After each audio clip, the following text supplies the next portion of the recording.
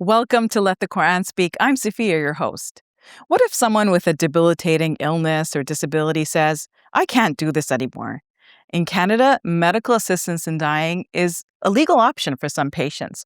We'll be looking at what religion has to say about that, and in particular about mental illness, which is being discussed in Canada as well. Dr. Shabir, welcome to Let the Quran Speak. Pleasure to be on. So I want to bring in the mental illness part, Dr. Shabir, because in the past, MAiD has been in effect since 2015, and there have been a lot of developments over time.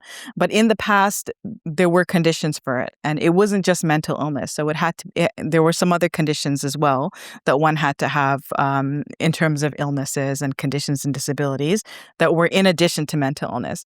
But now what is under discussion is, can a person just have mental illness and be assisted medically to die as a result of the suffering that they're experiencing? So there's a whole bunch of discussion about that now. The Canadian Council of Imams has released a statement on their website.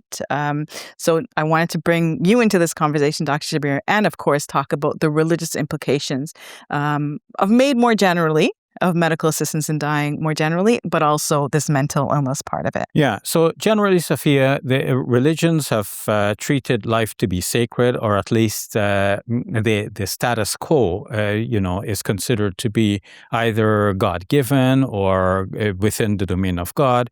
And when it comes to giving, to life or death, these are, within God's domain. Science and technology has allowed us to advance in many ways and to take some of that control. Of course, nothing can be wrested from God's control, but there's a question of where do we surrender the dominion finally? Mm-hmm. Are we treating ourselves as gods, or are we depending on God in some way? So this is basically a religious stance. Even religions that are not so much focused on God as in monotheism, they may have concepts like in Taoism, there is the concept of the Tao. So you go with the flow. You don't oppose nature. A similar concept is there in the Shinto religion, where one just simply accepts what is, the status quo. In Confucianism, it is thought that we have duties, and as long as we're alive, we continue to exercise those duties and fulfill them. And so life is precious. In the Judeo-Christian Islamic tradition, life is considered to be quite sacred and to be preserved. In Judaism in particular, many rules are given about preserving life, to the extent that, even on a Sabbath, one might have restrictions against work, but when it comes to saving lives, you have these permissions. In Christianity, it is thought that God is sovereign and one should not take one's life on one's own, because it is God's prerogative to do that.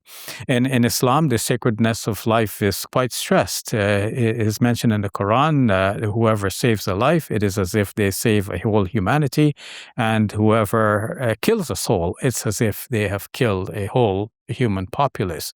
We consider every life to be sacred. Similarly, in Hinduism and Buddhism, there is the understanding that human life is precious. I think it's because in the past, religions were framed in circumstances where people really valued the worth of human beings. We tried to protect each other from predatory animals, from dangerous situations. We banded together for our own survival. The survival of the individual was dependent on the survival of the tribe and of humanity more generally. People appreciated people. Now the population has, reached ballooned. Ballooned. And people, we have many people, so we don't appreciate each individual as people used to be appreciated in the past. And now, also with the rise of science and medicine, we feel more in control, so we can have some say in things like births and deaths. So, Dr. Shabir, do you think this is the Islamic perspective on MAiD is a cut and dried issue, or do you think there are some ethical considerations? Do you think there's something that we need to think about when we talk about MAiD? Or is it, as you said, you cannot end a life, life is valuable, as we're getting from all the religious traditions, right? Yeah. So in the Islamic tradition, a distinction is made between actively causing a person to die on the one hand, and on the other hand, withholding treatment when it does not seem that the treatment will lead to any beneficial result. So this often comes up like, when somebody has their relative hooked up to a life support system in a hospital, and the doctors say to the family, this person has turned to a vegetable, basically. Yes. And we want your permission to withdraw the life support. And the family is in conflict. Should we or should we not? Of course, even that decision should not be taken lightly, because a lot of times the mistakes are made, and sometimes the diagnosis is based on apparent symptoms, and it turns out that the person is still alive. And sometimes families have insisted on keeping the life support, and lo and behold, the patient wakes up and goes on to live a very prosperous and happy life for a long time after that. So it should never be taken lightly. But Islamic law makes this distinction between, on the one hand, actively killing the patient, and on the other hand, withholding the treatment when it is not foreseen that the treatment would reasonably produce any good and beneficial result. So this is you can say a balance between the two extremes of saying no, not at all, and on the one hand, and on the other hand saying, well, yeah, it's a free for all. Just if you're not happy with this life, this is an easy way out. But of course, it's not easy. If someone's in that situation, it's not an easy way out, Dr. Shabir. Probably they have suffered for a very long time, right? You can imagine someone with an illness that never ends, for example, and has restricted their ability to do many things, so that they're kind of reliant. I believe there was a report released, and it showed that people felt like they were a burden, right, to the people around them, and they didn't want to feel that way anymore. So with MAiD, there are some stipulations, right? It has to be a very serious medical condition or disability. It has to cause undue suffering to the person. Of course, that's relative, right? So how would you respond to that? Like the question of autonomy, right? It's my body. I should have some sort of say in how my what I do with my body. That's one argument. But also the suffering argument. Like, I'm going through a lot of suffering, and it doesn't seem like it will ever come to an end. My life is just in a terrible state, right? And I'm relying on people to help me. And that's the third argument, the dignity argument, right? Am I really a human being anymore if I'm kind of like laying on a bed or something and I have people attending to me, right? The Islamic framework actually helps us to cope with these difficult circumstances and gives us a broader perspective on life. I'm going to say Islamic is not exclusive to Islam. Other religions can weigh in on this as well. For example, Christianity, they can talk about purpose in suffering. God allows some people to suffer physically in this world for certain beneficial results. First of all, it's beneficial to the person's own soul.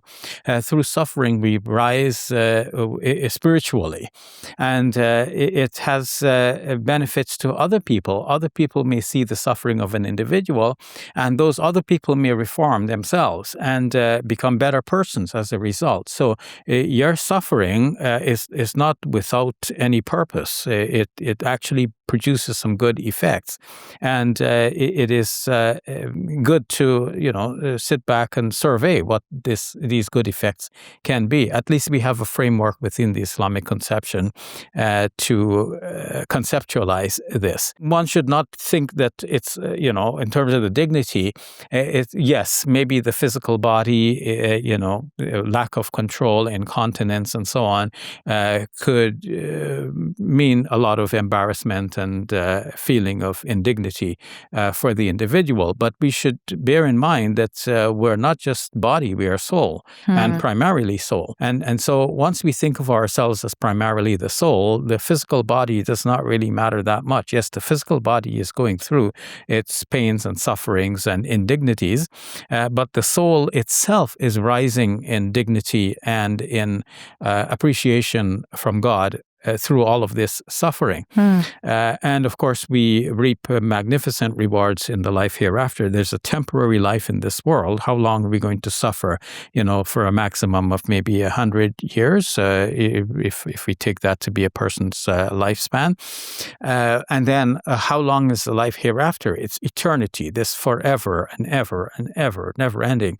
So the suffering for a limited time in this world is not without its great rewards for the life in the life hereafter.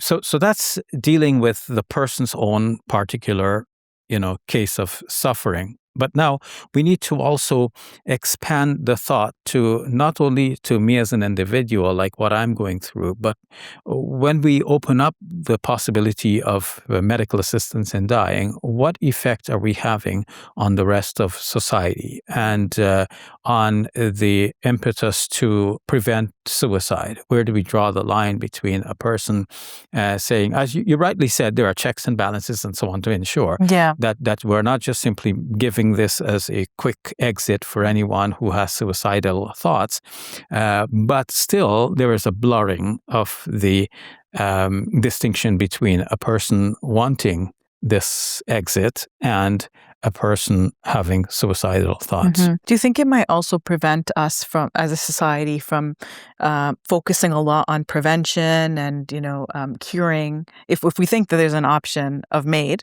out there, we might think, okay, this is the solution, right? If you're suffering, you can consider MAiD, rather than, okay, maybe we should struggle to find a cure for this, or maybe we should do something so that you don't get to this stage, right? Exactly. And this is the flip side of MAiD. Instead of giving, it's an easy way for society as well. We don't have to care for this person. So it's not only the person considers himself or herself as a burden to society, but the flip side of that is that society may consider that person to be a burden, and may wonder, why don't we just, let this person give a quick approval to this person to leave this world so that we are freed of this burden. No, rather, society should take it on as a responsibility and consider that every patient, every person suffering is the responsibility of the rest of society. We have to do everything we can to alleviate the suffering of these people. And look at the disparities in life. People enjoying magnificent luxuries, and on the one hand, and then on the other hand, there are people who are suffering. Why could there not be a more balanced situation where people of wealth and means could have a greater level of conscience and should rise to the occasion to provide, use their wealth for the provision of facilities to aid people who are suffering in many different ways. So, Dr. Shabir, if you encountered a Muslim who came to you and said, I'm considering medical assistance in dying, would you say this is haram? Well, that's in the classical Islamic tradition. We know from the Quran says, وَلَا تَقْتُلُوا أَنفُسَكُمْ إِنَّ اللَّهَ كَانَ بِكُمْ رَحِيمًا. Do not kill yourselves. God is merciful to you. And we know of hadith which speak against suicide. My emphasis would be more on the Quran. And of course, on the sovereignty of God and knowing that this is in God's domain. Let what we call the natural course continue, and put our faith in God, because we know that there is great reward in suffering as well. And we wouldn't desire suffering for ourselves or for anyone else. We wouldn't pray to, oh God, let me suffer so that I can get greater rewards in the life hereafter. In fact, we're rather cautioned against such a prayer in our tradition. But if the suffering does actually fall upon us, then we should look to God for His deliverance and also for the great rewards that He will give us. I was reading a sobering statistic, Dr. Shabir, that 5% of all deaths in Canada in 2024 was through MAiD, which is a pretty large number. Yes, of course, once it is opened, once that becomes a possibility, as you rightly said, people start, hanging on to it. And if it was not a possibility, then obviously, it would not be there even under consideration. And opening up that door is one way of blurring the distinction between people wanting to go on living and people looking for an early and quick exit from the difficulties and stresses and problems of this life.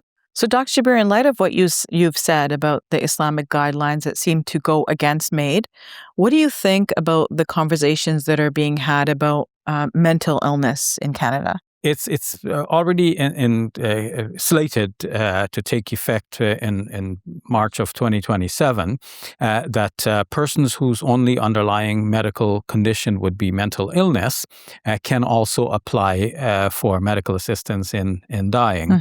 Because in the past, it had to be in conjunction with another illness or disability. That's right, yes. And a parliamentary committee has submitted a report, or is presenting a report that already has the backing of many members of parliament, but also some opposition, asking Canada to indefinitely delay the implementation of that phase. Why? Because it is seen that in the Netherlands and elsewhere where this is allowable, sometimes it becomes difficult to distinguish between people who are genuinely suffering and persons who are just simply, or should I put it a different way? It becomes difficult to distinguish between the persons whose applications should definitely fall under the usual criteria for medical assistance in dying and persons who have suicidal thoughts. The last thing we want to do, or anybody wants to do, is to open the floodgates so wide that persons who have suicidal thoughts would be applying under for medical assistance in dying. And so one has to be very cautious about that. So also, on the other hand, there isn't enough of a safeguard. The Canadian medical system is not up to that standard to really provide all of the safeguards to make sure that we will make that distinction in an adequate way.